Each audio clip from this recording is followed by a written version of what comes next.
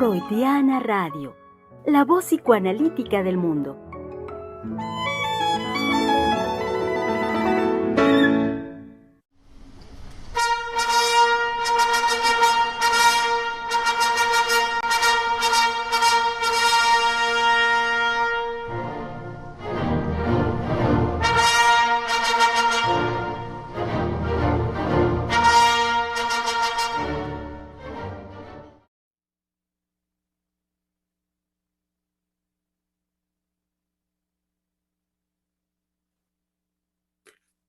Y entonces mejor me muero.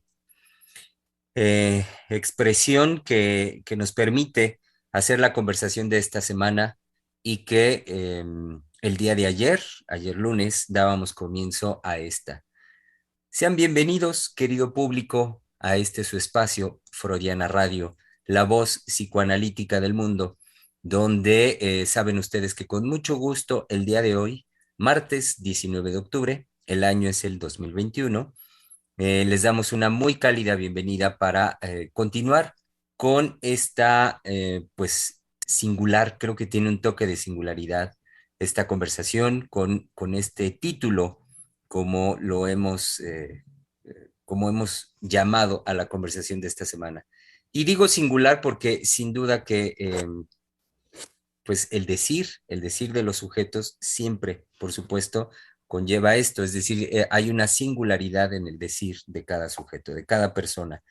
Y una frase como esta tiene justamente que ver con eso particular, de cómo cada sujeto y los sujetos en su manifestación nombran algo lo que les es asequible de su sentir y de su vida emocional.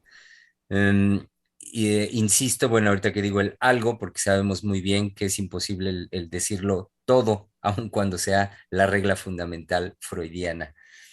Pues bien, entonces ya ayer veníamos planteando cuestiones que son, digamos, de base, que son de orden fundamental a este respecto. Tengo presente, por ejemplo, la pregunta que ayer la doctora Lozano planteaba en el sentido de qué contiene la vida de insoportable, porque sí, una expresión como esta alude a lo que ya ayer también veníamos poniendo en contexto de las manifestaciones actuales, sobre todo de los jóvenes, en nuestros jóvenes, la juventud actual, manifestándose así frente a las circunstancias, a las vicisitudes, pues que de suyo la vida nos plantea, cómo es cada vez más una forma posible, una salida, por supuesto, viable para los jóvenes, el manifestarse de esta forma.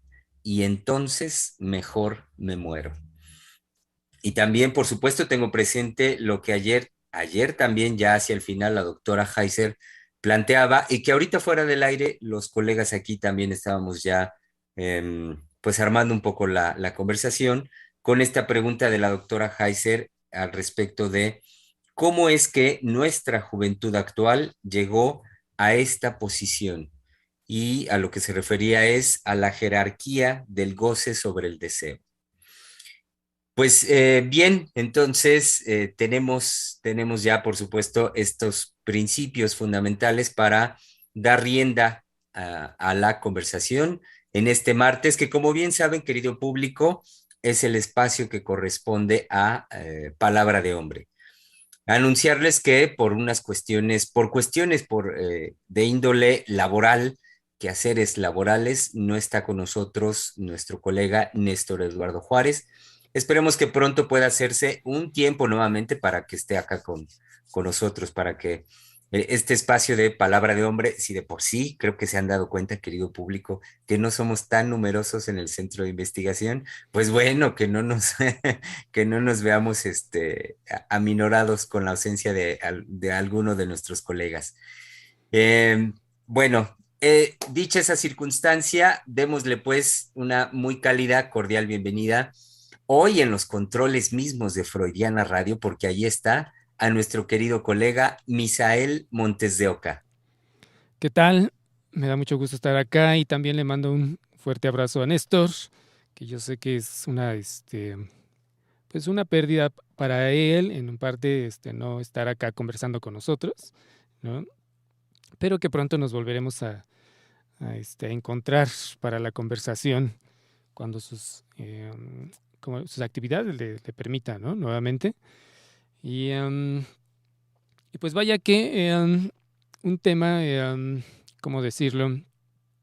Que cada vez escucho más en los jóvenes como frase de juego, ¿no? Y entonces mejor me muero, es decir, em, imparto clases a nivel licenciatura y esta es una frase que circula mucho, aparentemente con una inocencia, a manera de chiste, ¿no?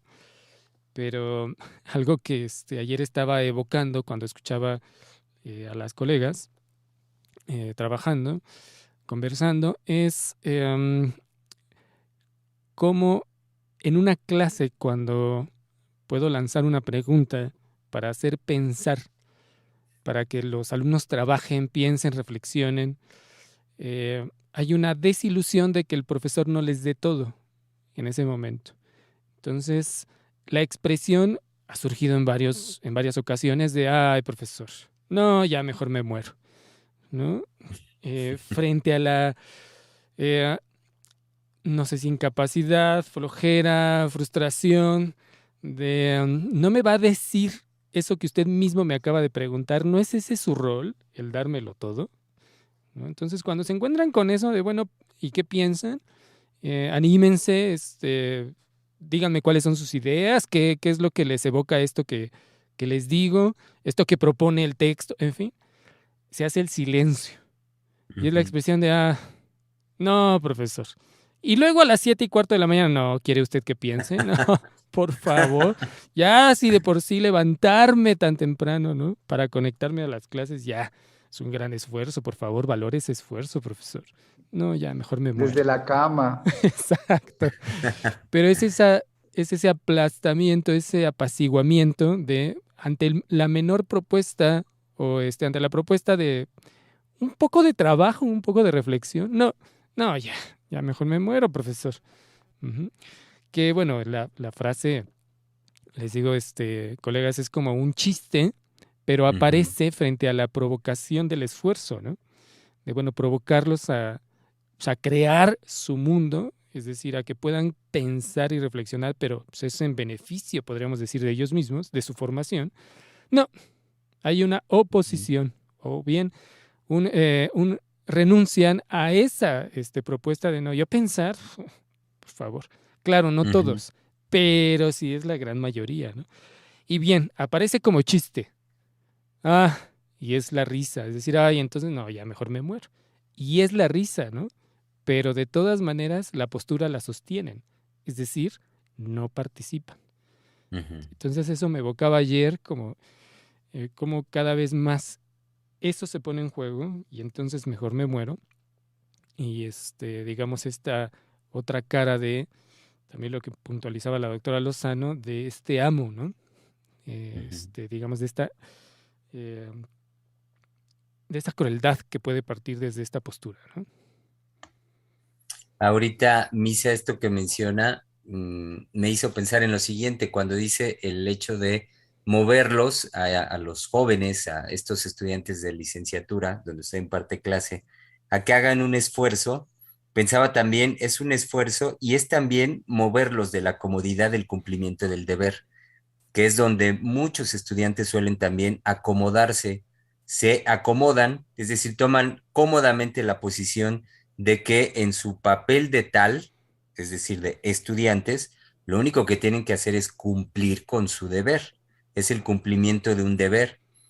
Y pues en ese sentido, pues por eso es que dígame la respuesta, dígame lo que tengo que hacer. Así, la Exacto, posición cómoda es dígame lo que tengo que hacer, si he de responder algo muy concretamente o contestar un examen o una evaluación, poner atención en la clase y ya, y no me demande más que eso, que yo dé cumplimiento a lo que tengo que hacer sin mayor compromiso. Este, exacto. Y que es eso, muy importante lo que acaba de señalar Germán. Bueno, ahí se nos quedó congelado. pero yo puedo presentar a nuestro querido colega Einar, que también está por acá. Ah, sí, es cierto, no me había percatado porque lo estaba oyendo y viendo que se quedó congelado. Uy, también ya el esfuerzo ya no pudo. Se nos congeló el doctor Germán en su imagen, en su transmisión. Entonces mejor me congelo. Y entonces mejor me congelo. Sí, ya regresó, creo. Germán, ¿está ahí?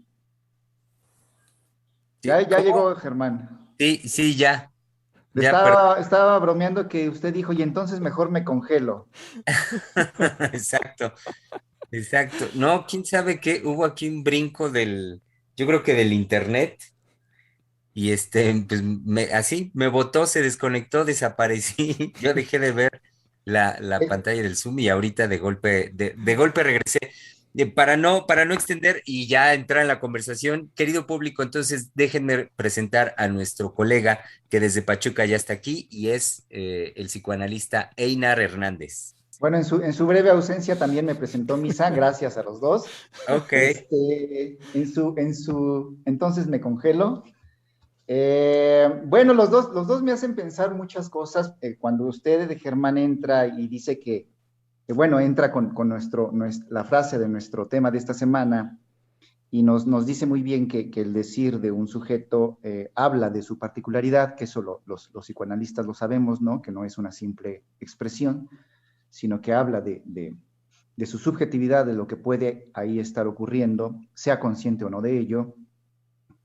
Y también lo que va diciendo Misa, que aparece como un chiste, me hace pensar muy rápidamente cómo estos decires, que si bien hablan de lo particular, también los psicoanalistas sabemos que pueden poner de manifiesto, dicen algo de lo que puede ser el malestar que puede estar ya en una sociedad, ¿no? Nosotros sabemos que en psicoanálisis la estadística no es del aspecto de la muestra, de lo representativo, que hay que tener una muestra para hacer una representación poblacional, sino que en psicoanálisis la estadística tiene otra lógica, que es mientras uno lo diga podemos suponer que algo ahí ya está de un sufrimiento o un malestar en la sociedad. Entonces, lo que van diciendo los dos me hace pensar, por supuesto, en esta parte que bien lo decía Misa, de cuando se les hace el llamado a los jóvenes a un esfuerzo, pues no lo soportan e inmediatamente vendría esta frase como un aspecto compensatorio, si es que lo puedo decir, pero también me hace pensar que en este sentido de que si tomamos la frase no como un capricho, que puede estar, insisto, ¿no? Está este aspecto de capricho, de berrinche, de no querer hacer el esfuerzo. Si bien está ese aspecto, también me hace pensar en que puede contener ahí un sufrimiento, en el sentido de que algo están denunciando los jóvenes, algo falta, que no necesariamente ellos pueden saber qué es, en el sentido de que, y entonces me muero, es porque entonces algo justamente no hay de soporte para ellos, que la reacción más inmediata sería entonces dicha así, expresada así. Bueno, esto me hicieron pensar que puede también contener un sufrimiento profundo, de algo que justamente no les da soporte a ellos, en los cuales ellos no pueden, ante la exigencia de un trabajo, de un esfuerzo, de un pensar, de un crear, de un estar en la vida, de un estar en una sociedad, y que por supuesto sabemos que exige mucho del sujeto, al no encontrar ese soporte, vendría esta respuesta inmediata, ¿no? Eso por un lado, y bueno, les comentaba a mis colegas antes de entrar al programa que fui a leer un libro y establecí una relación como ante esta pregunta que nos planteó la doctora, que ya también Germán la, la enunciaba, que era cómo es que llegamos, yo la anoté, cómo es que nuestra juventud llegó al aplastamiento del deseo, y que ahorita usted, Germán, precisó muy bien que es la jerarquía del goce sobre el deseo, Ajá. pues me llevó a hacer una pequeña investigación sobre cómo es que llegamos a eso, pero ahorita lo puedo ir introduciendo, ¿no?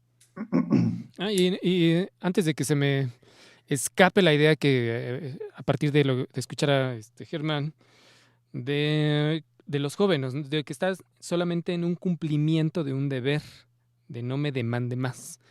Y es algo que no me gustaría dejar pasar, porque es siguiendo también este ejemplo que les comentaba, y en esto que viene diciendo Einar, pues es cuestionar también a los jóvenes de, bueno, a los universitarios, ¿no?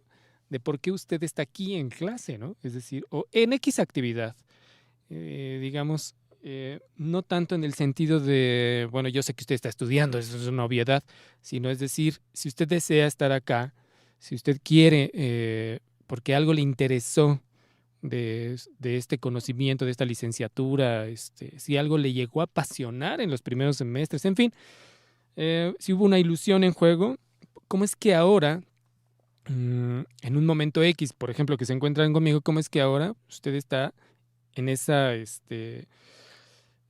¿cómo podríamos decir? Nada más en el cumplimiento del deber, es decir, de que no se le demande más, de que no se le demande que dé de él a él mismo, es decir, a su propia formación, ¿no?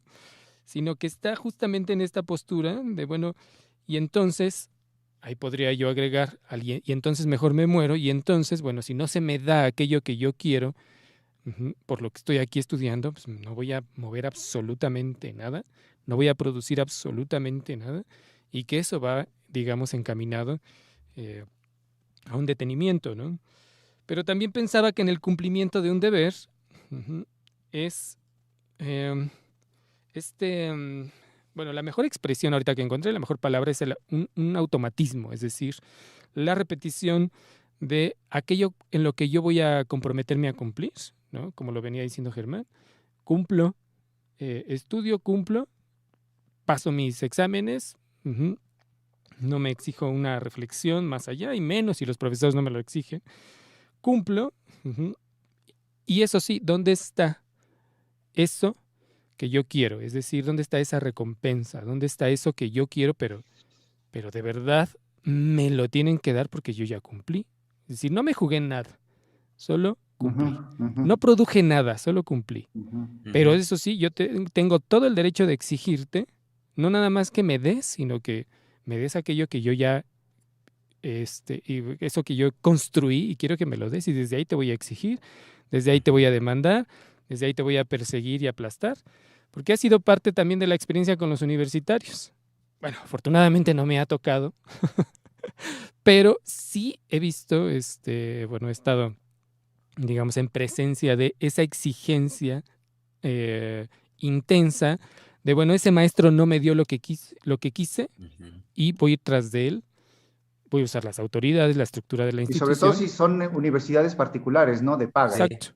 Y entonces lo voy a poner lo voy a exponer es decir, lo voy a exhibir de que no me da lo que yo quiero. Ya no es, digamos, la posibilidad de que el alumno proponga, sino, bueno, el maestro tiene que resolver y dar todo lo que le exijan. Si no, pues pobre maestro está mal evaluado. Entonces se ha venido fracturando pues, la propuesta de que los universitarios puedan crear su propio mundo, ¿no? De que se la jueguen en crear su mundo, es decir, el mundo que a ellos se les va a venir encima, el mundo laboral, podemos pensar, pero más en una cuestión de ellos en juego con su deseo, es decir, de por qué están estudiando, pero aquí en una doble situación, tanto, por supuesto, al deseo que no tenemos acceso, deseo inconsciente, pero también eso que los movilizó a estudiar X cosa, ¿no? Y no quieren dar nada, ¿no? Esa es como ¿cómo lo podemos nombrar? Esta doble situación, ¿no? No sé si sea una suerte de paradoja, no me aventuraría a pensar de esa manera, sino más bien, pues, cómo se ha venido gestando la dinámica a partir justamente de los cambios paradigmáticos de la educación, ¿no? Que los docentes tienen que someterse y darlo todo, ¿no? no No, y perturbar a los además, alumnos. perdón, Germán, perdón, Sí, no sé. y además, usted toca un aspecto ético, Misa, porque cuando usted plantea que el docente a nivel universitario, creo que tendría que ser en todos los niveles, no nada más a nivel universitario, pero bueno, a nivel universitario, usted plantea, hace la pregunta de ¿qué hace usted aquí? Eh, y justamente no dar por hecho que pues están en la escuela, están estudiando, es el paso que sigue, ¿no? Ya terminaron la prepa, seguiría la universidad, etcétera, etcétera. Esto que se da por hecho, esto que usted menciona como el deber ser, digo que contiene su pregunta un aspecto ético porque es justamente, y es lo que usted está desarrollando, es justamente llevar al sujeto de que al final de cuentas es el único que ha decidido.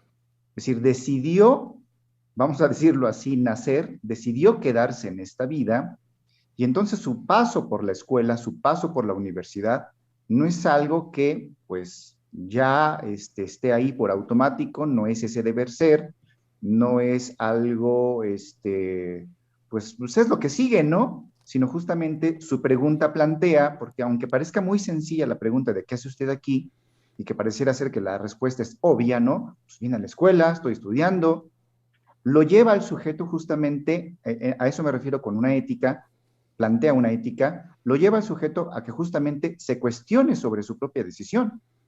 Aunque él la pueda tener para sí mismo de, pues vengo a la escuela y vengo a estudiar y estoy pagando por ello, no, fue una decisión suya. Es decir, usted decidió estar aquí. ¿Por qué lo planteo así? Porque cuando lo escuché me hizo pensar muy rápido que algo así pasa en la clínica psicoanalítica. Los sujetos, sobre todo los jóvenes, pueden llegar, los niños, los adolescentes, incluso los adultos pueden llegar diciendo, pues me trajeron, ajá, no me avisaron, no me preguntaron, no me consultaron, o me recomendaron con usted, o por alguna institución me dijeron, tiene que buscar una ayuda, un apoyo, lo que sea, es decir, un otro me envía, y aún así, uno como analista, bueno, sí, todo eso está, pero ¿qué le llevó a usted a estar aquí? ¿Qué le llevó a usted a venir? ¿Qué le llevó a usted a tomar la decisión de estar aquí? Y eso habla de un compromiso y hacer del sujeto una ética que al final de cuentas es responsable de esté donde esté su decisión. Ujú. Aquí también tener muy claro para nuestro público radio escucha que sí, en lo que usted señala, Einar, no olvidemos que se trata de un analista en el lugar de docente, es decir, haciendo docencia, pero es un analista. Y es posible, por lo tanto, que aparezca la pregunta, la que usted retomó, Einar, enfáticamente del decir de nuestro colega Misael, sí, pero porque se trata de un analista que no se mueve de su lugar y no dice, ah, bueno, aquí soy teacher, ¿no? Soy profe y entonces cumplo, es decir, se colocaría en la misma posición que el alumno, ¿no? Vengo a cumplir con el deber de docencia del docente, hacerla de profe, impartir mi clase y se acabó.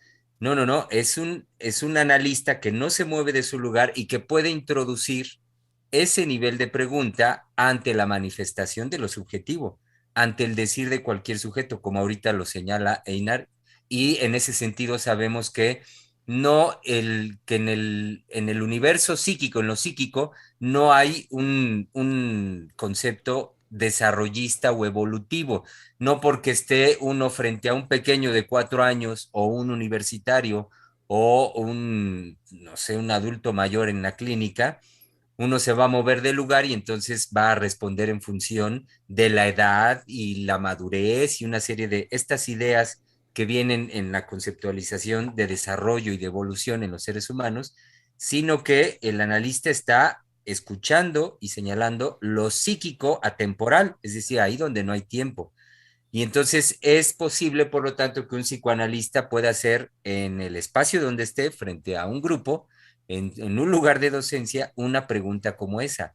Y abrir, por lo tanto, la posibilidad para un grupo que pues sabemos que no se lo espera, que sabemos que están, sobre todo qué bueno que lo dijo Einar, en las universidades o en las escuelas de paga, que muchos están colocados ya en la situación de intercambio comercial, de que como pago, entonces recibo, y como yo ya pagué mi colegiatura, pues me tienen que dar lo que yo merezco, ¿no? Porque se trata de esa situación comercial, aunque de fondo se supone que es la formación de los jóvenes hacia su futuro, es una cuestión comercial para muchos. Pero entonces hace falta, y por eso quería decir, el quehacer, el señalamiento de un analista en esa circunstancia. Rápidamente, como anécdota, porque ya Misa me lo hizo recordar, hace algunos añitos que yo daba, que también llegué a dar clase, no en nivel de licenciatura, sino esto fue en preparatoria, también la clase de 7 de la mañana, pues nada que ver con pandemia ni nada, entonces todos teníamos que llegar a la clasecita a las 7 de la mañana, bueno, yo llegaba un poco antes. Y sí sé, por supuesto que para los alumnos llegaban pues todavía con chinguiñas en los ojos, el cabello aplastado de la almohada, o sea, que con muchas manifestaciones de yo qué hago aquí o no quisiera estar aquí, si damos lugar a lo más auténtico. Y rápidamente lo que quería comentar es que en el comienzo de un curso, era una clase creo que de introducción a la psicología.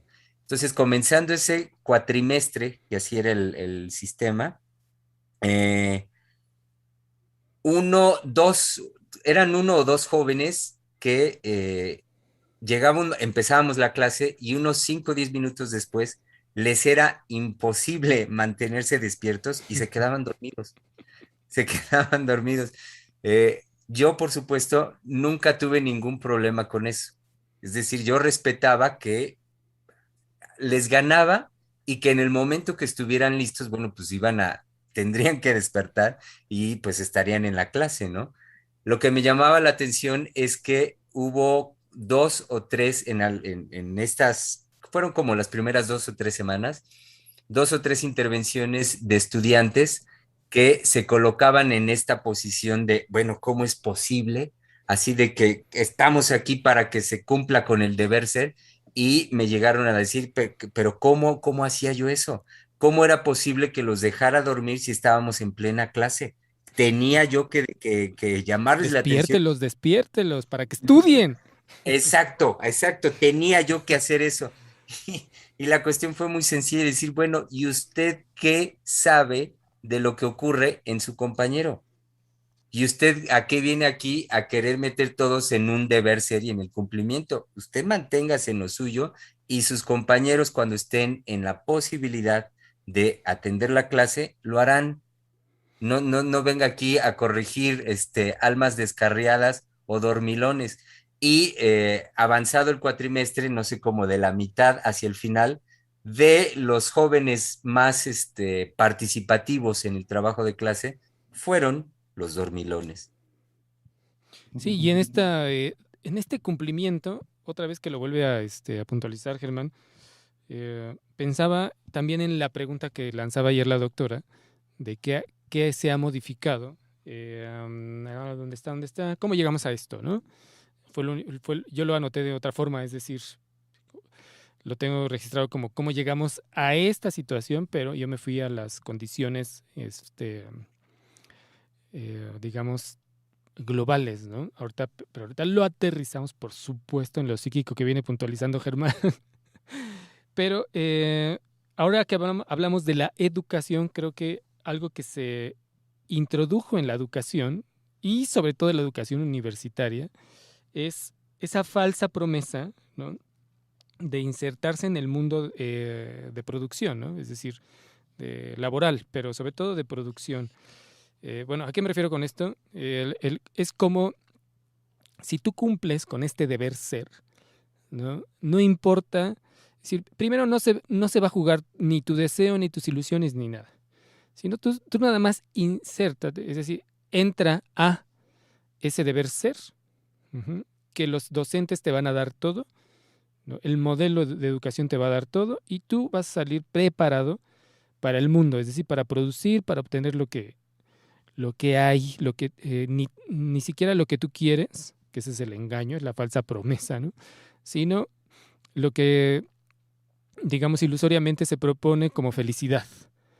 Pero no te preocupes de crear tu propio mundo, no te preocupes por eso. La ciencia se va a encargar, ¿no? La ciencia se está encargando. y pues queda en el aire de pues qué demonios es la ciencia o quiénes son esos científicos que están creando el mundo al que yo me voy a insertar, ¿no? Cuando justamente los estudios o estudiar una carrera universitaria era yo voy a crear y aportar y voy a dar para el mundo algo, ¿no?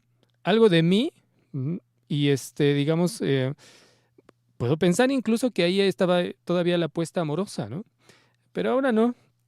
Creo que también parte de cambios que hubo en la educación, en los modelos o los paradigmas de que el profesor tendría que ser más transmitir el conocimiento en una cuestión horizontal, ¿no? Que eso fue parte del paradigma que se modificó de la enseñanza-aprendizaje, fracturó por completo el empujar al estudiante, ¿no? A la persona, empujarla a crear, a jugársela en sus ideales y crear, que no se quedara acomodado en lo que hay en el mundo, ¿no?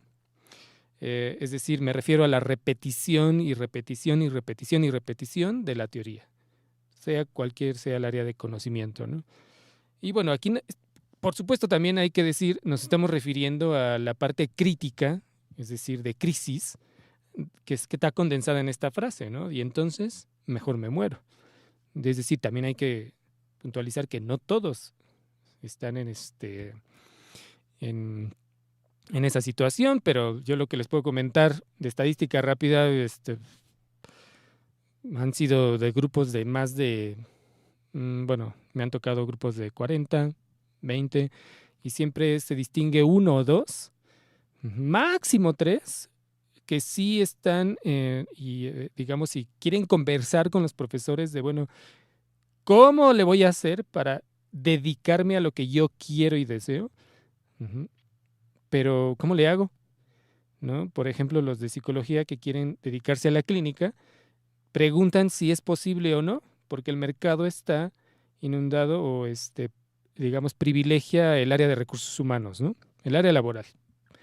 Pero si su deseo es la clínica psicológica, no saben si eso es posible, ¿no? Entonces se van desilusionando y se van aplastando a ellos mismos de, bueno, entonces voy a tener que dedicarme a algo que no me gusta. Entonces todo lo que estoy haciendo pues va a valer nada cuando egrese, ¿no? Y ahí podemos agregar, y entonces, pues bueno, pues mejor me muero, ¿no? Es decir, ¿qué me espera? ¿Qué me espera en el mundo? Nada. Y es una manera en cómo se van retirando, es decir, ahora sí, en cuanto a lo psíquico, cómo inicia en esta etapa universitaria el retiro del mundo por las desilusiones, ¿ok? Y no en todos, por supuesto, pero cómo hay este retiro y hay un abandono de aquello que en los primeros momentos de elección de carrera los pudo ilusionar, y ya al final no quieren saber absolutamente nada ni de la universidad, ni de los docentes, ni de su campo de estudios, ni de nada, ni del mundo, ¿no? Entonces, pues hay vaya, ¿cómo podríamos decir? Este retiro, ¿no? Oye, además, Misa, creo que usted señala en lo que va diciendo un aspecto importantísimo del fracaso del sistema educativo como un organismo, como un ente que justamente cumplía la escuela, cumplía la función, ahora ya no, hay que decirlo, ahora ya no, cumplía la función de justamente darle cuerpo, de introducir, de formar, de dar los valores a los niños para el paso a la integración de una sociedad y devenir adultos.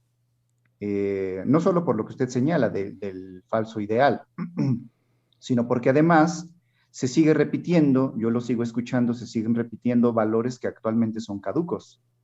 Siguen por parte de los padres, ellos creo que tampoco han hecho una reflexión seria, los maestros tampoco, siguen diciéndole a los niños que ir a la escuela pues es prepararse, ¿cómo se dice? Para que seas alguien en la vida. Se siguen repitiendo esas frases que son vacías, que no tienen ningún sentido.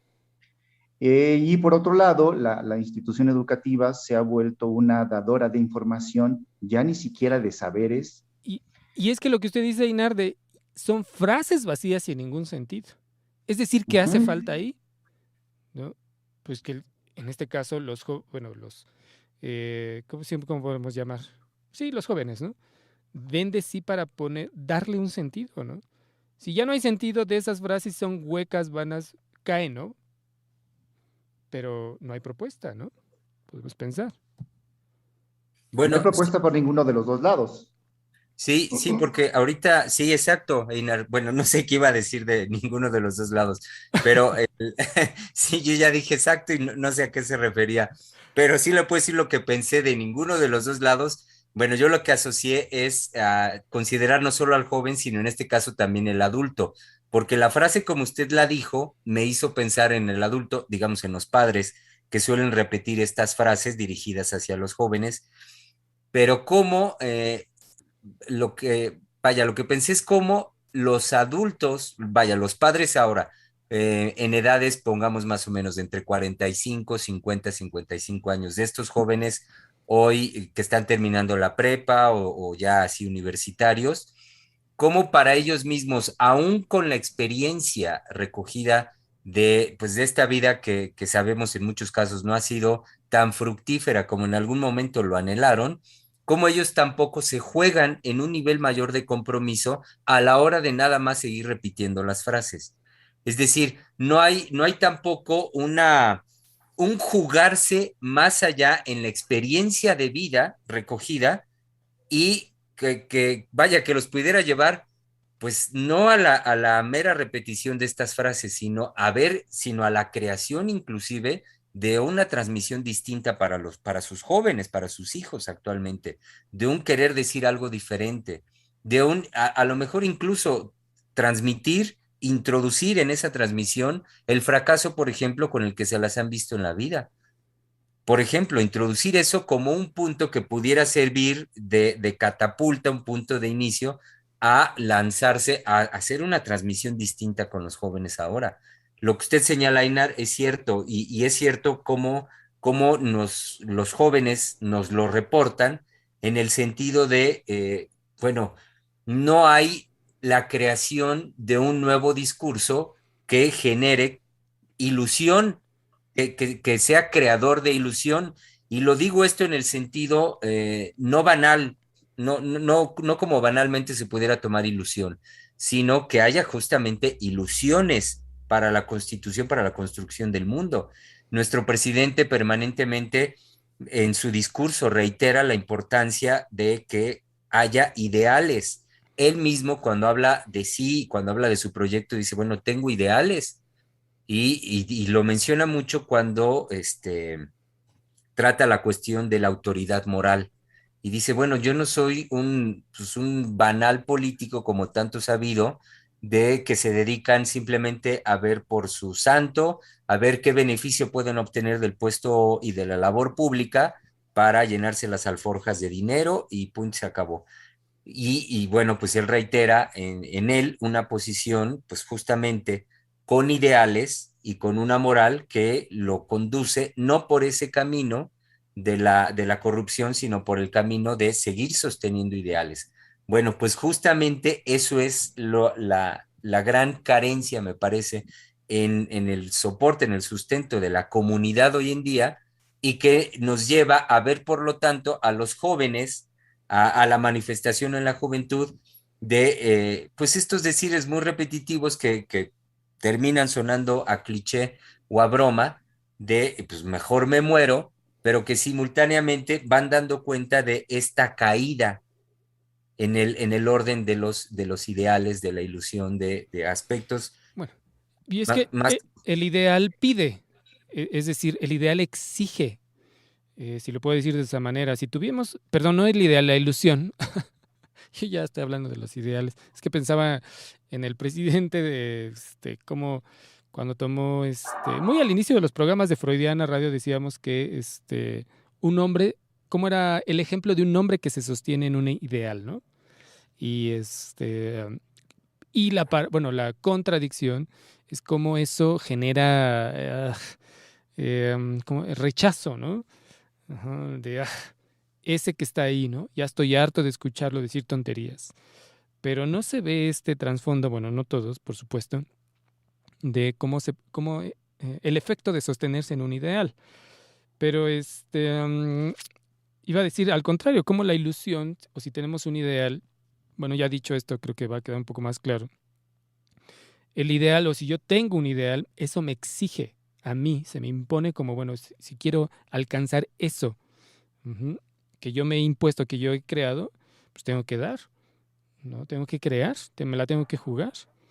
Pero estamos vaya, nuevamente de este título, es entonces, pues, mejor me muero. Es que no, vemos lo contrario de, bueno, yo no quiero dar absolutamente nada, ¿no? Me tienen que dar, y si no me dan, me muero.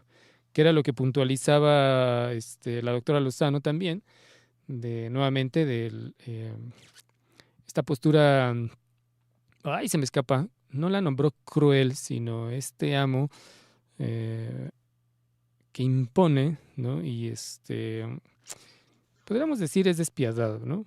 Si no me Ujú. dan, entonces te voy a hacer ver que yo muero, ¿no?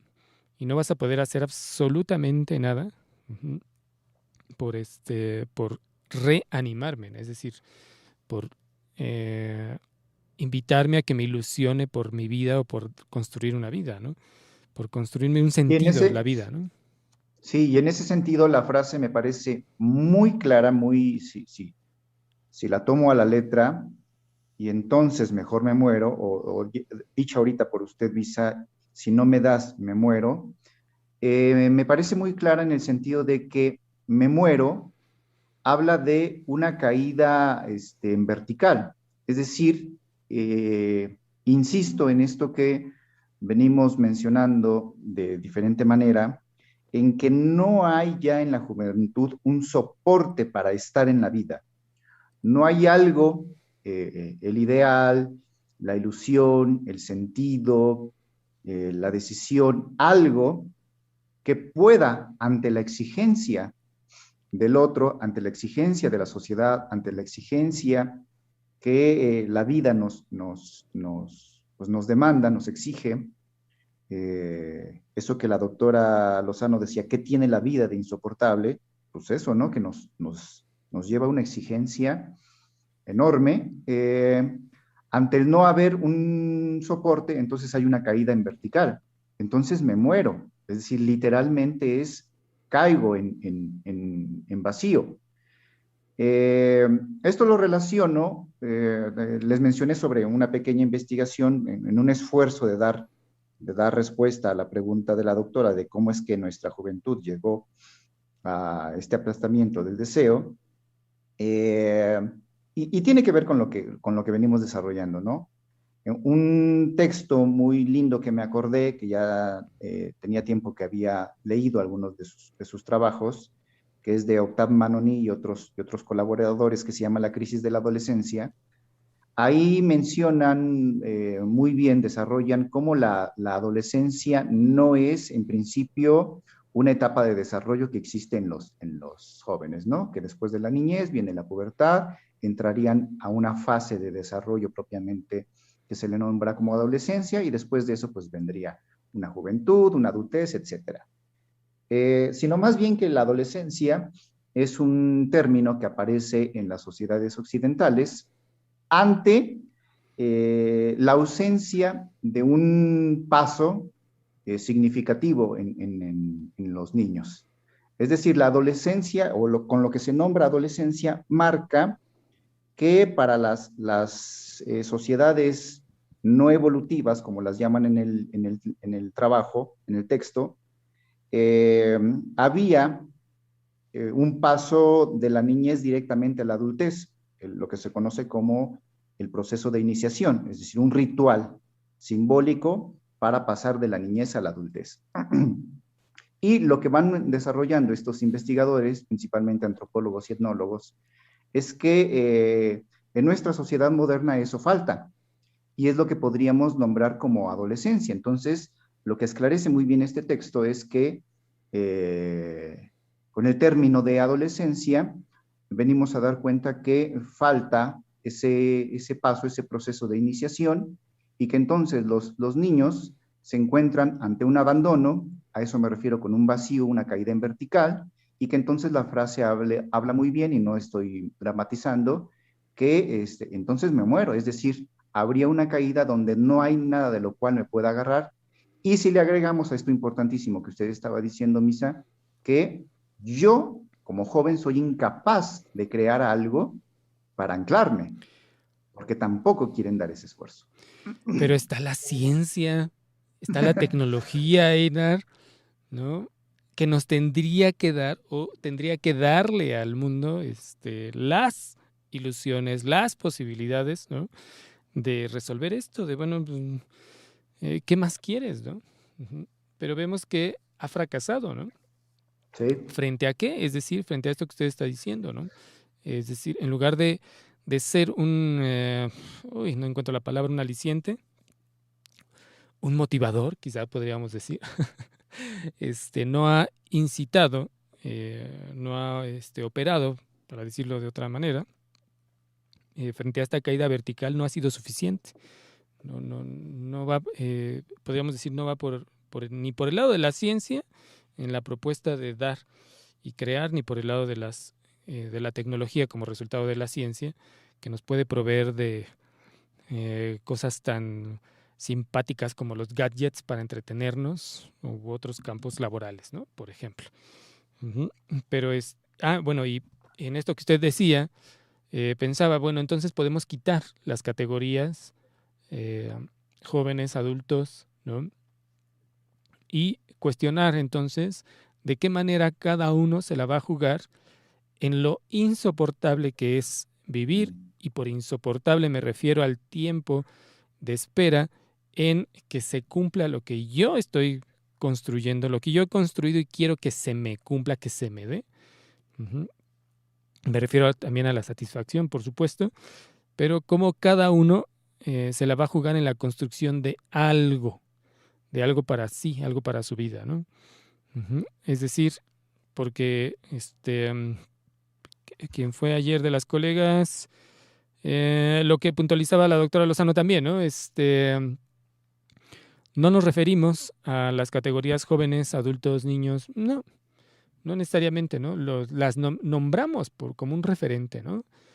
Bueno, eso no lo dijo la doctora Lozano, pero ahorita lo traigo a cuentas, las nombramos para tener un referente de conversación con lo social, ¿no? Pero sabemos que en lo psíquico no hay como tal una cuestión de desarrollo y o de que exista un psiquismo ni más desarrollado que el otro, ¿no? O menos potente o más potente que el otro. Si no hay, bueno, hay inhibiciones, por supuesto, ¿no? Pero cómo cada uno se la va a tener que ver con eso insoportable. Uh-huh. Y ahí se me está escapando la idea. ¿Cuál será? Bueno, es que inmediatamente, como les comentaba antes de entrar al aire, frente a eso insoportable, la posibilidad de crear un amor para soportar la vida, ¿no? Uh-huh. Un amor para no justamente caer en mejor me muero, ¿no? Pero eso es de cada uno, ¿no? Como no solo en lo que vivió de intenso en la infancia, porque sabemos que en la infancia se juegan las intensidades, ¿no? Y que desde ahí podemos relanzar la relación con el mundo. Uh-huh. Pero no nada más en una relación con el mundo, ¿no? Decían también ayer las colegas de investir lo exterior, ¿no? Libidinalmente, ¿no? Sino que también podamos agregar pues, una creación amorosa. Pero la cuestión es que ahí, aquí con cuidado, también para el público que nos escucha, porque pues no es una cuestión estándar de, pues voy a crear un amor como Tom Cruise en Top Gun, ¿no? De los 80s. Ya más o menos de un indicio de la edad. ¿De en qué etapa de desarrollo se encuentra? No se trata de eso, es decir... O más bien su espíritu ochentero renovado con la nueva que... Y es que el chiste para mí estuvo también bueno porque, no sé, hay un sector de la juventud que está en búsqueda de lo ochentero porque ahí se jugaba lo amoroso intenso, ¿no? Había construcciones en películas, en la cultura pop en general, de un Ajá. contacto con un erotismo como más al alcance, ¿no? Sí a la espera de conquistar, pero como también conjugaba la ilusión. Y ahora no, Y ¿no? menos, perdón, Misa, y menos digitalizado. Exacto. Ah, qué bueno, porque eso es muy, muy importante de cómo ahora incluso se ven las clases, por ejemplo, a distancia por la pandemia, de bueno, que los jóvenes que van a investir libidinalmente su computadora, ¿no? Para relacionarse con los avatares de sus colegas, ¿no? De sus compañeros.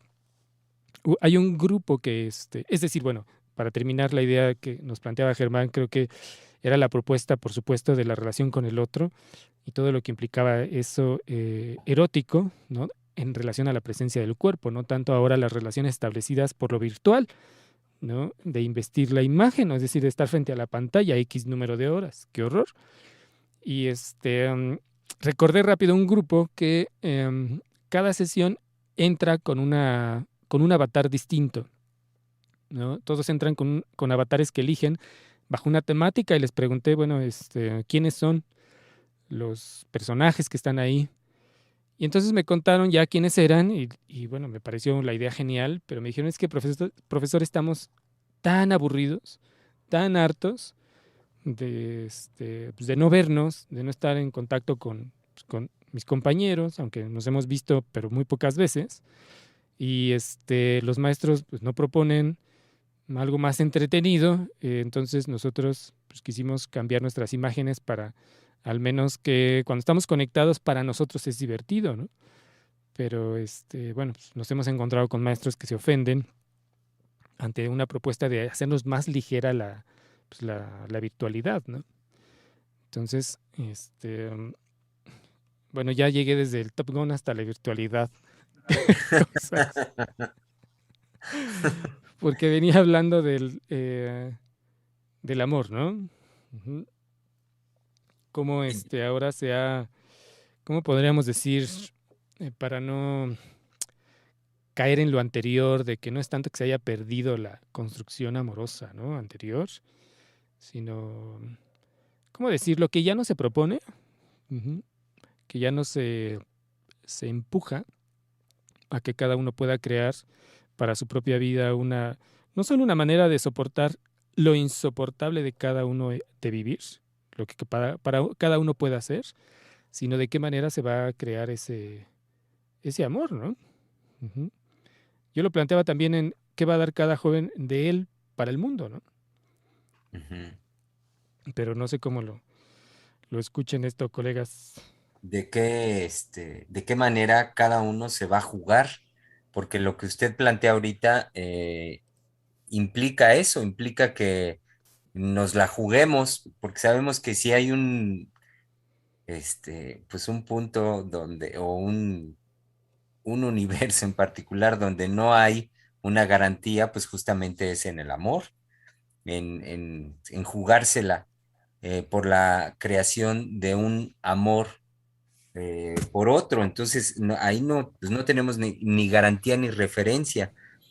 Y lo relaciono también con que lo que hace un momento, Einar, usted nos venía planteando a partir de lo que usted trabaja del texto de Manoni, y entonces Misa de inmediato dice, bueno, pero pues está la ciencia, o sea, vaya, a lo que voy es que la respuesta me pareció muy buena de Misa en el sentido de que es una respuesta, creo yo, incluso que es paradigmática hoy en día, de que no se apuren, tenemos con qué, tenemos la respuesta, tenemos el referente, hay con qué, es decir, que nadie se angustie, no tenemos por qué pasar por ello. Y si llega a sentirse algo de eso, pues también tenemos el medicamento para que uno se sienta mejor. Cuando en realidad lo que ahorita Misa va planteando, cuando usted se dirige hacia yo lo voy a nombrar así, hacia un llamado por el amor o una construcción amorosa, pues es jugársela en esa pérdida de los referentes, de estos referentes Ujú. que dan colchón a la vida como la vivimos hoy en día. Entonces es realmente aventarse, es disponerse en ese vacío. Exacto, Y exacto. Perdón, sí, perdón, Germán. Sí, creo que de lo que tendríamos que partir todos, no nada más los jóvenes, es de un tomar conciencia en esto que planteó Misa de cómo se la van a jugar o cómo no la vamos a jugar, en qué vamos a construir y a proponer cada uno. Yo podría decir que primero partamos de una toma de conciencia. En principio, que ese piso, ese referente, esos ideales, esos valores que teníamos y que nos daban un soporte ya no están. Eso por un lado. Y por otro lado, lo que decía Misa, que la ciencia y la virtualidad y el mercado de los fármacos ahora favorecen un empuje a la satisfacción autoerótica, lo que él nombraba como un automatismo, ¿no? Entonces creo que primero hay que tomar conciencia, o los jóvenes tendrían que tomar conciencia de que el mundo en el que viven los empuja a un narcisismo, a una satisfacción autoerótica, a no establecer un lazo con el otro, a el menor esfuerzo posible, a no angustiarse, como usted decía, Germán, a todo esto, ¿no? Es decir, a vivir nada más en mí, permanentemente. Y desde ahí, pues es cuasi imposible, digo cuasi porque no es imposible, lanzar una construcción amorosa, porque para crear un amor, pues justamente hay que entrar en el vacío de la castración, hay que entrar en el esfuerzo, hay que entrar en la pérdida, hay que entrar en la ausencia, en todo aquello que nos pone en una situación de dificultad, de la espera, de que mi satisfacción no se da, no se logra, poder darle soporte a eso y desde ahí poder lanzar hacia el afuera, hay que decirlo así, hacia el afuera, nuevas posibilidades, pero tomar conciencia de hacia dónde nos está llevando la sociedad actualmente y también lo que ya no está. Y creo que cuando Freud incluye la pulsión de muerte, es también fracturar falsas, entendiendo bien aquí lo falso. Bueno, voy a quitar lo falso. Fracturando ilusiones en relación con el amor. Ujú. ¿A qué me refiero? Que incluir lo que no se puede deslindar de lo psíquico, me refiero a la pulsión de muerte, es en qué medida eso se va a jugar, está en juego, perdón, digamos, podría decir, bueno, que eso siempre está en juego, para decirlo de manera más abierta. Ujú. Y cómo el esfuerzo o cómo en la creación amorosa no es sin que la pulsión de muerte esté en juego. Es decir, no, aquí con cuidado no es que eso desaparezca, no, es entrar en una dinámica de creación constante, ¿no? En relación con el amor, pero lo otro sigue operando. Y en lo que se puntualizaba ayer de que Freud no quería ser tomado como un pesimista, que no le interesaban estas categorías filosóficas, uh-huh, sino que lo que se le había develado, bueno, lo había tomado también con esa ética de ponerlo en juego al mundo, ¿no? Y entonces se ha repetido mucho en las emisiones y lo hemos dicho, aquello que no está, aquello que ahora, perdón, aquel discurso que no toma en cuenta el discurso psicoanalítico, tanto en la concepción, si se quiere, de ver teórica de la pulsión de muerte, o, para decirlo también en el sentido lacaniano del goce, uh-huh, en la abstracción del goce, en lo condensado que está ahí, conceptualmente hablando, cualquier discurso que no tome en cuenta esto, realmente ahorita no está diciendo mucho, no es fatuo. Uh-huh. Y es lo que también estamos viendo. Es decir, eso no se incluye que va a estar, me refiero a la pulsión de muerte, eso no se incluye que va a estar en juego, no nos podemos deslindar de eso que actúa, incluso a nivel de la especie, uh-huh, y que pues, que se va a poner en juego también para cada uno en la creación amorosa, ¿no? Que eso no desaparece. Y entonces por ahí hay un texto como resultado de un seminario de Rick Lora, no sé si lo recuerdan, que tiene un título muy, pomposo, muy padre, el reverso de la biopolítica, una escritura para el goce, ¿no? ¿De qué manera actualmente se abra para los discursos que incluyan el psicoanálisis, pero aquí con cuidado, no para salvar al mundo, sino que lo incluya porque es algo que ya no se puede deslindar el ser humano. Uh-huh. Freud tuvo a bien hablar de los golpes narcisistas e incluir el psicoanálisis en uno de ellos, ¿no? Que el ser humano, en relación con el inconsciente, ¿no? Pues estaba ya se me escapa la frase, que no era dueño y señor de su propia casa, me parece que es la frase, colegas. Amo y señor, ¿no? Creo que amo y señor. Sí, creo que dice que no gobierna ni en su propia casa. Exacto. Uh-huh. Entonces, ni en el centro del universo, ¿no? Ni en el centro del mundo, ni en el centro de su propia casa, podríamos decir. Uh-huh. Entonces, no sé si tenemos comentarios, Germán. Así es, así es. Misa, tenemos un par de comentarios de nuestro público, hoy un poco, pues hay que decir, un poco callados, dado que tenemos solo un par. Uno de ellos es por parte de Charlie Santana, que nos dice, saludos a todo el equipo de psicoanalistas, excelente martes. También Yesenia García Salgado, que nos dice, saludos doctores, muy buenas tardes. Bueno, son más de un par. Ana Lisset Martínez, que no falla con saludarnos diariamente, nos dice, hola, buenos días. Y Jessy Padilla, que nos dice, buenas tardes, me encanta su programa, temas muy interesantes que aportan mucho a nuestras vidas. Tienen ese don de transmitir de una manera muy amena.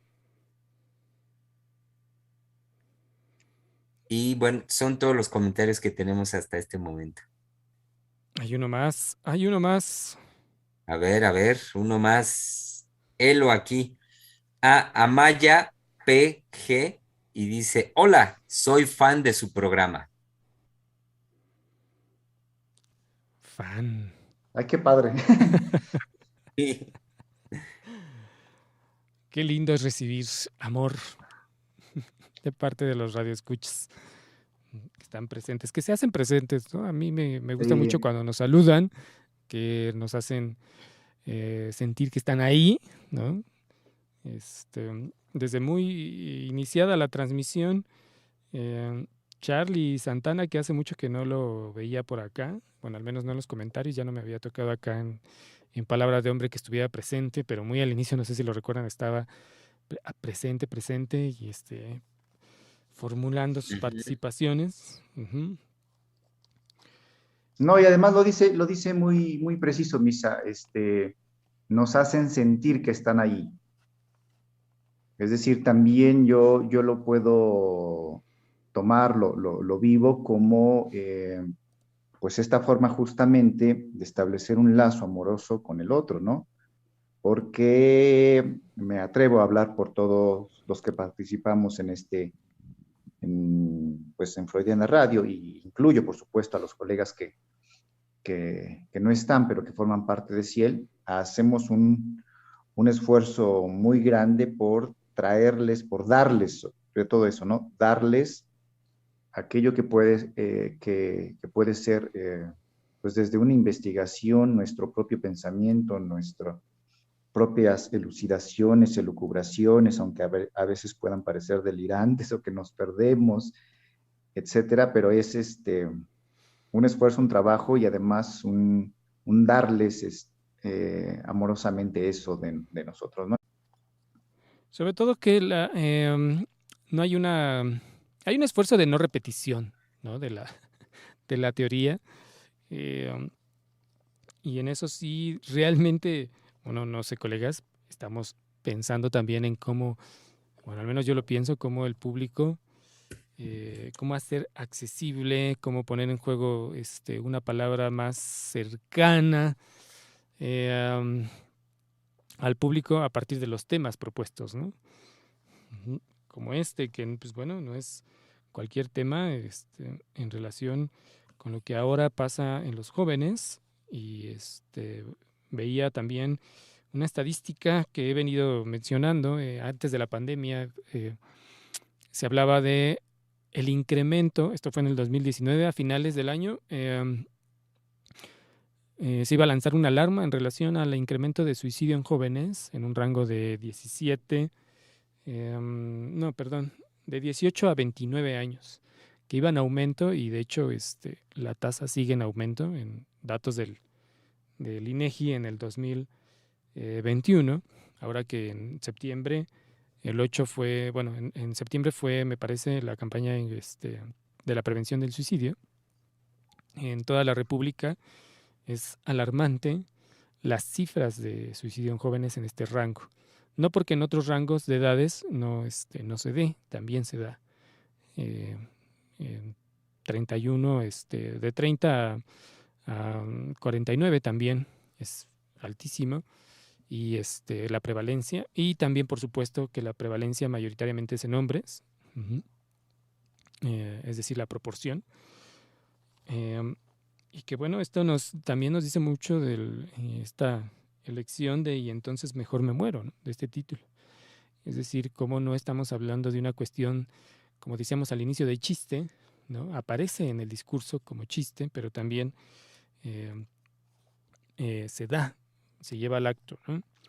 De bueno, y entonces, si no hay aquello que yo pueda establecer, aquello para mí en el mundo con el cual yo pueda establecer un lazo y la vida me es insoportable o mi propia vida me es insoportable, entonces mejor muero, ¿no? Se señalaba ayer también lo que deja el suicida, ¿no? Una vivencia atroz para las familias, ¿no? Que poco se habla. Me hace pensar, Misa, que y aun si fuera como chiste, ahorita que usted lo menciona, pues los analistas sabemos justamente todo lo que de lo psíquico un sujeto dice a través del chiste, lo que se dice a través del chiste.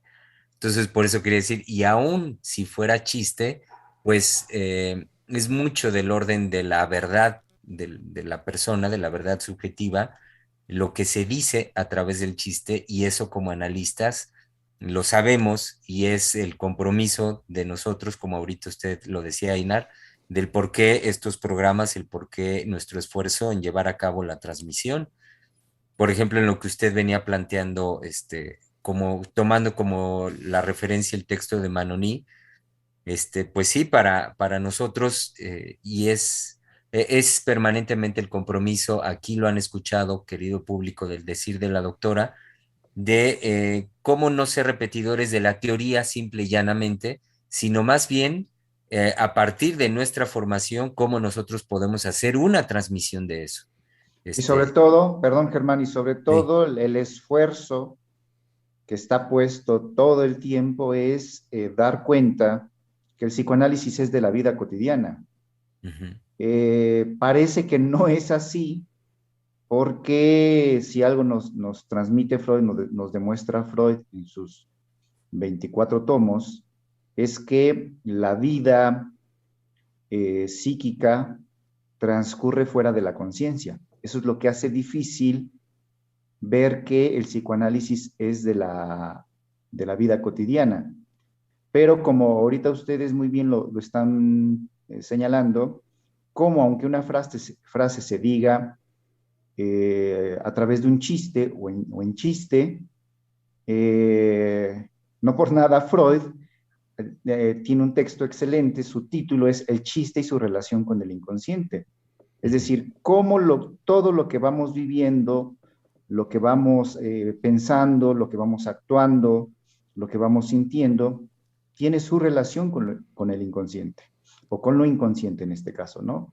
La dificultad para las personas es poder ligar a veces eso, que el psicoanálisis está en la vida cotidiana, que la vivencia psíquica es de la vida cotidiana, porque justamente sucede fuera de la conciencia. El sujeto puede hacer de esos aspectos de lo inconsciente un devenir consciente, pero no es algo que siempre se dé o que necesariamente se tenga que dar. Entonces, este esfuerzo de nosotros de transmitirles a través de un tema, a través de una idea, es que el psicoanálisis está en la vida cotidiana, forma parte de la vida cotidiana y está 24 horas en nosotros. Ujú. Así, muy bien dicho, Inar, con lo de 24 horas dormidos y despiertos. Sí, en cualquier condición, partiendo del fundamento que ya hace rato pues veníamos introduciendo al respecto de lo inconsciente, en la atemporalidad de la vida psíquica, y por eso a mí me parecía muy interesante, Ina, lo que nos trajo hoy, en el sentido de cómo muchos de los conceptos referenciales en nuestra sociedad, en la cultura, como el de adolescencia, pues son en el campo y para el campo psicoanalítico son eso, son, bueno, referencias culturales que vienen de otros campos, pero que, vaya, pero que sí, en realidad, en lo psíquico inconsciente, pues simple y sencillamente no operan, no hay tal cosa. Y sobre todo lo que yo insistía cuando mencioné lo de la adolescencia es que con esa expresión viene a señalar más bien el abandono que tienen los jóvenes. Si algo tiene de bello este trabajo que les compartí de Manoni, es que justamente dice que en nuestra sociedad ya no está ese pasaje de la niñez a la adultez a través de un ritual, ya no está ese proceso simbólico.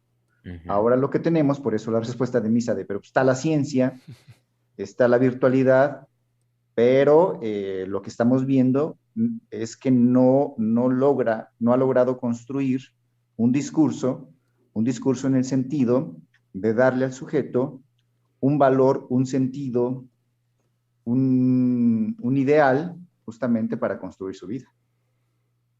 Sí, y comentábamos fuera del aire, vemos ahora entonces en nuestras sociedades, en las sociedades occidentales modernas, este fenómeno que otra vez vamos a los conceptos que en la sociedad se inventan, el fenómeno al que le llaman como adolescencia tardía, donde hombres y mujeres ya pues más allá de sus 30 siguen viviendo en casa de los padres o ya incluso en los 40 y de ahí no se mueven y no se mueven en el sentido de dar el paso que simbólicamente estaba representado con lo que nos dice, con un evento, con un ritual de iniciación, pues el paso al que pues estarían llamados hombres y mujeres en un momento de la vida forzadamente a dar en el sentido de hacer otra cosa, Y de hacer vemos, otra. Sí. perdón, vemos a la manera de los diagnósticos, es decir, de cómo se ha creado este concilio previo, es decir, se ha conciliado, se ha em, acordado, será la palabra que buscaba, se ha acordado previamente lo que para los sujetos se va a diagnosticar, me refiero a los diagnósticos y acordados por un grupo de psiquiatras y de expertos, y que solamente el sujeto llega y ni siquiera tiene la posibilidad de ir o de profundizar más en la historia de su vida, en fin, en una entrevista psicológica o psiquiátrica, en fin, sino que ya es la imposición del diagnóstico, ¿no? También lo vemos en juego en la imposición es decir, en esto previamente creado, sí se pone en juego lo social, por supuesto, de, bueno, si tú, de lo que veníamos diciendo, si tú estudias, entonces obtendrás esto, pero esto ya está hecho, es decir, esto ya está dado. No hay, no intentes, no te la juegues en hacer algo distinto, porque eso no es, eso no va. ¿no? Ya deja, como les decía hace un momento, bueno, al inicio, ¿no? Deja eso para la ciencia, para los científicos. Ujú. Tú tienes que someterte a la seguridad de estudiar y de que tus estudios te van a dar una seguridad económica, ¿no? Y no pienses en salirte de eso. Es más, como dicen los padres, ¿no? Los padres de los jóvenes. Tienes que estudiar lo que yo porque es lo que a mí me ha dado una seguridad económica y te va a dar a ti la misma seguridad económica, ¿no? Entonces pues no hay posibilidad de crear, ¿no? Para los jóvenes. Ujú. Pues, queridos colegas Misael, Einar y por supuesto querido público, estamos llegando al término de la emisión de este martes. Permítanme, no sin antes revisar los últimos mensajes. Espéreme, Y- perdón, antes de que sí, lo lea Germán, porque usted sí, dijo algo importantísimo cuando habló de la adolescencia tardía y cómo estos jóvenes adultos siguen con los padres, viviendo en la casa de los padres. Me hizo pensar justamente, si lo puedo plantear así, uno de los pasos que tendría que dar todo joven, y es así pues sí, casi a nivel de ritual, de proceso para poder estar en esta vida insoportable, o más bien, como lo decía la doctora Adriana, lo que tiene de insoportable la vida, y para poder hacer realmente creaciones para uno mismo, pues una de las renuncias y me voy a aventurar a decirlo así, que casi como una obligatoriedad a la que tendría que llegar todo joven, es justamente a la renuncia de los padres. Porque si algo también muy lindo está en este trabajo de Manoni, es cómo todos aquellos procesos de iniciación que existieron en todas estas culturas que van mencionando todos estos antropólogos y etnólogos, todos hacen referencia a que ese paso es renunciar a la familia, porque ahí se pone en juego algo, es una barrera al incesto. Entonces, crecer, ser adulto, devenir adulto y tener posibilidades de, de crearse un sentido para la vida, implica necesariamente una renuncia a la cuna familiar. Entonces no quería dejar pasar eso porque no es cualquier cosa, pero son los pasos que hay que dar. exacto, va. ¿Y qué pasos, Einar? Ahora que lo dice, claro. Em, y decía, ahora sí, querido público, doy lectura al último mensaje que recibimos el día de hoy y que llega por parte de Lidia María Molina. Dice, buena tarde, estoy escuchando atentamente y no dejo de recordar a una persona que acudió a consulta mencionando que tiene diagnóstico de depresión, varios procesos de terapia inconclusos en su haber, ideación suicida, muchas actividades en su día a día, etcétera. Pero al final de esa primera entrevista menciona que acudía a que le dijeran qué hacer, a que le dijeran qué hacer, no a que pudiera decidir. A pesar de que no regresó, me hizo pensar mucho en esta postura de dificultad a enfrentarse a la vida. Sí, así es la Entonces lo que exigencia, decía ¿no? usted, ¿no, Misa? Lo que decía usted al inicio, Sí, denme. exacto, es la exigencia de yo decidir, no. Pensar, no me exija, denme. Ujú. Y ese comentario me evocó nuevamente el- un- una puntualización de ahí en relación con el amo, de la exigencia, de qué tipo de amo se está exigiendo, ¿no? Que aparezca o que esté en juego. Y a mí me evocó a que solo hay un amo o la figura de un amo que no permite ni ¿cómo decirlo? No tiene ninguna consideración de nada, no permite atenuantes y que lo hemos visto en acto, es decir, me refiero a la concepción del Dios uno, no al judeocristiano, ¿no? sino al Dios Alá, ¿no? Esa exigencia de, bueno, tú me das todo y yo te doy en retorno algo muy claro, que está escrito, que se enseña, en fin, pero demando de ti todo, ¿no? Y es una demanda que vemos avanzar y no fracasar. Estados Unidos ha caído frente a esa gran potencia, digamos que ahora se levanta esta guerra de guerrillas que tuvo que lidiar en Afganistán, ¿no? Este retiro, que es finalmente la consagración o el inicio de la consagración de que, bueno, frente a aquellos que tienen por Dios ese uno, ese uno que no tiene ni siquiera se parece al judío cristiano, que más o menos de repente se enoja y de repente es amoroso. No, no. Este es la tenacidad y la imposición en todo el mundo, ¿no? Entonces eso me evocó no nada más el comentario, sino lo asocié también con lo que cuestionaba la doctora Lozano el día de ayer, ¿no? Alguna vez lo conversamos, no sé si lo recuerdan, colegas, lo conversamos en esta exigencia atroz de este amo, ¿no? Representado en esta figura, no que sea ese Dios, bueno, no, representado en esa figura, con los acontecimientos que pasaron en Francia de Charlie Hebdo, ¿no? En la discoteca, que no recuerdo cómo se llama, es decir, todos los ataques terroristas en donde se busca la imposición de este amo y de las creencias, por supuesto, que derivan de este amo, pero que no admite en nada que no, es decir, no hay atenuantes, ¿no? No es como en el mundo judeocristiano de que, bueno, sí, pues, creo, pero no creo. Entonces, lo pensaba como un último punto y entonces, mejor me muero.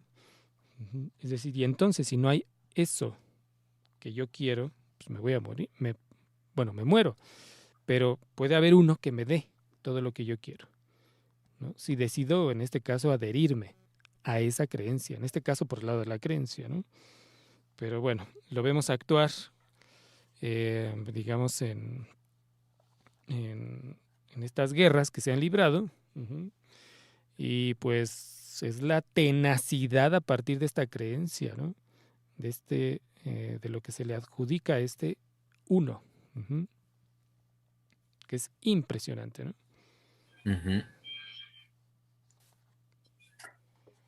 Así es. Pues, querido público, saben que ya de forma tradicional tenemos una cita mañana miércoles al mediodía en su espacio, Freudiana Radio, la voz psicoanalítica del mundo, donde, como buen miércoles, es la oportunidad de volver a pensar. Volvamos a pensar el día de mañana entonces singular, importante tema de conversación. Y entonces me muero. Hasta mañana.